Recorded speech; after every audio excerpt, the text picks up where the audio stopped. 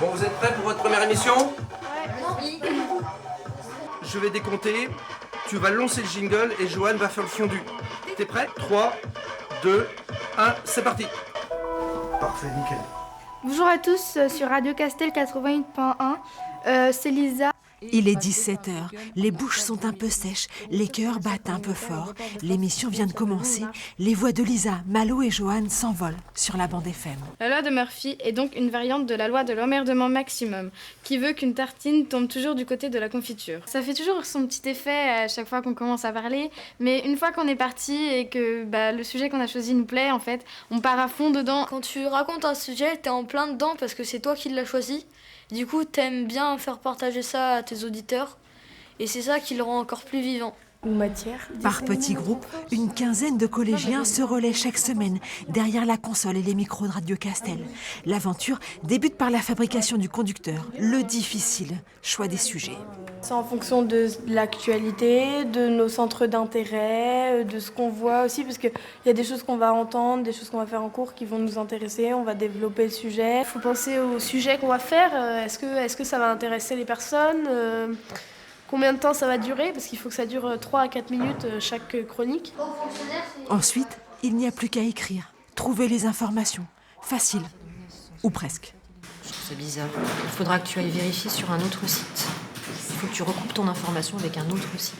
On cherche les éléments les plus importants sur les sites qui nous mettent Jacques Chirac. Et après, on sélectionne les moments les plus importants pour que l'auditeur soit intrigué. 10 secondes. Et vient enfin le grand moment, 4, 3, le direct. Me revoilà, c'est Malo et je vais vous parler de YouTube. Au même instant, dans le clocher de la chapelle, Jacques et Daniel vérifient l'émetteur, très fiers de permettre aux mots des collégiens d'être entendus à 15 km à la ronde. Ils se rendent compte de ce qu'il y a derrière une radio, et c'est pas du tout évident au départ. Ça leur apprend en termes de discipline à être sages, à parler doucement, à ne pas faire de bruit à côté, à bien préparer leurs émissions. On les a écoutés en arrivant tout à l'heure. C'est assez intéressant. C'est l'oral, personne ne va voir ça. Pendant 1 heure, il n'y a plus ni prof, ni collégien, ni nul, ni fort en classe. Il y a juste Radio Castel. Tout ça, clic droit, ouvrir avec. En classe, avec des élèves, ils font des activités, des exercices, ça marche pas, on barre, on met du blanco, on recommence 2 fois, 3 fois. Là, c'est un exercice réel, vrai. On démarre à 17h et ils doivent tenir jusqu'à 18h. Et c'est l'intérêt de l'exercice vrai, de l'exercice réel.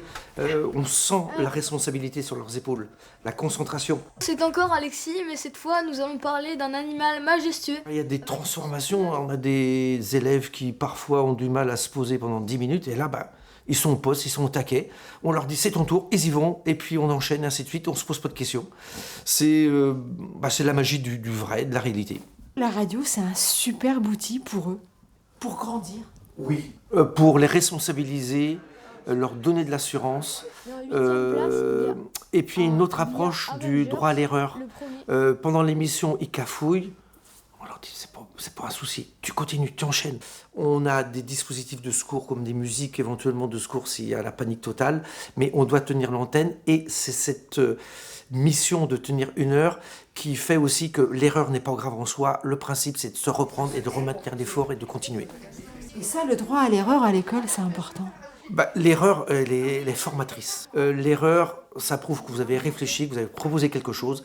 Effectivement, c'est pour le mieux, mais c'est pas gênant, ça développe votre réflexion. Le but, c'est pas d'être parfait, c'est d'essayer de faire de son mieux et tendre vers quelque chose qui est bien. Et maintenant, je vous laisse en musique avec Tiger. Parfois, à l'école, on n'apprend pas seulement à travailler, on apprend la vie.